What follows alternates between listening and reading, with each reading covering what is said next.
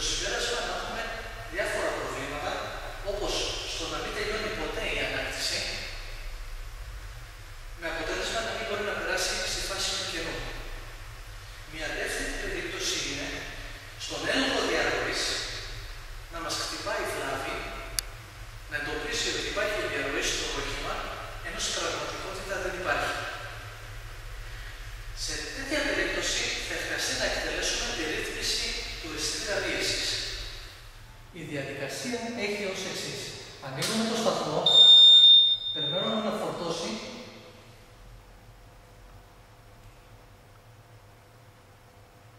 και η επόμενη κίνησή μας είναι να μπούμε στο μενού της ρύθμισης. Για να εκτελέσουμε τη ρύθμιση του αισθητήρα πίεσης, ξεκινάμε ως εξής. Ανοίγουμε το σταθμό και επιβεβαιώνουμε με το Enter. Στην οθόνη μας έχουμε δύο επιλογές.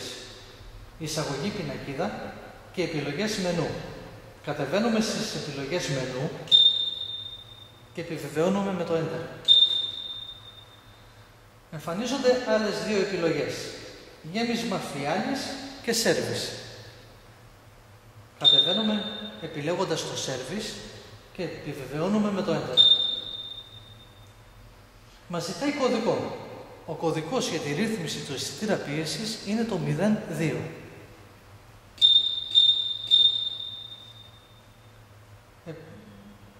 Βάζουμε το 02 και επιβεβαιώνουμε με το Enter. Μας ζητάει τώρα ο σταθμός να αποσυνδέσουμε τους ταχυσύνδεσμους της υψηλής και χαμηλής πίεσης. Δηλαδή, να ξεβιδώσουμε πάνω από τις σωλήνες τους ταχυσύνδεσμους.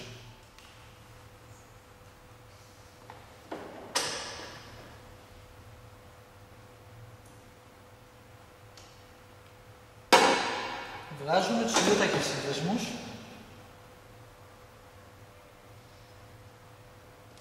έτσι ώστε η σωλήνα μας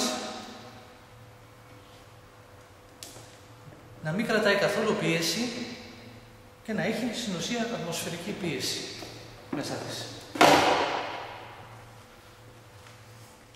Επιβεβαιώνουμε με το Enter και τώρα μας λέει να επανατοποθετήσουμε τους ταχυσύνδεσμους.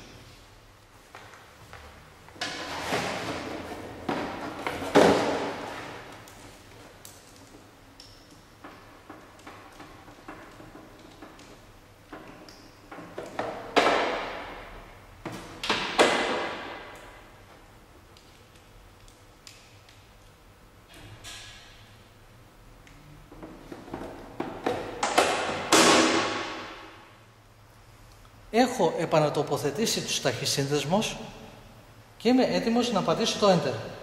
Μόλις πατήσω το Enter, ο σταθμός θα μπει σε λειτουργία υποπίεσης και αν διαπιστώσει ότι ο αισθητήρας είναι OK, θα μας ενημερώσει γι' αυτό και η διαδικασία θα έχει τελειώσει.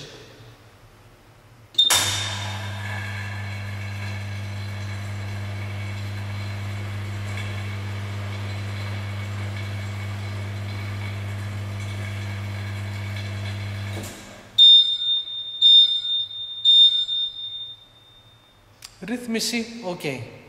Η διαδικασία έχει εκτελεστεί. Μένει να πατήσουμε μία φορά το Enter και να κλείσουμε το σταθμό από το διακόπτη.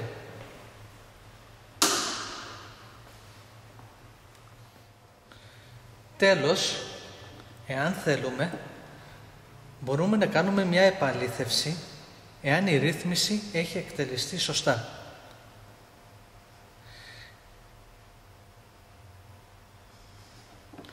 Για άλλη μια φορά, λύνουμε το ταχυσύνδεσμο. Επιβεβαιώνουμε ότι τα όργανα είναι στο 0, δηλαδή, στην ουσία, επιβεβαιώνουμε ότι έχουμε ατμοσφαιρική πίεση. Ανοίγουμε το σταθμό.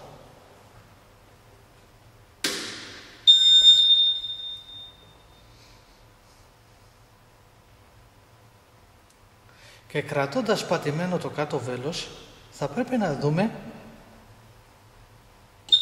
ότι ο αισθητήρας πίεσης διαβάζει ακριβώς την ίδια πίεση. 1000 μιλιμπάρ, η οποία είναι η συνηθισμένη τιμή της ατμοσφαιρικής πίεσης. Έτσι επιβεβαιώνουμε ότι ο αισθητήρας πίεσης διαβάζει σωστά.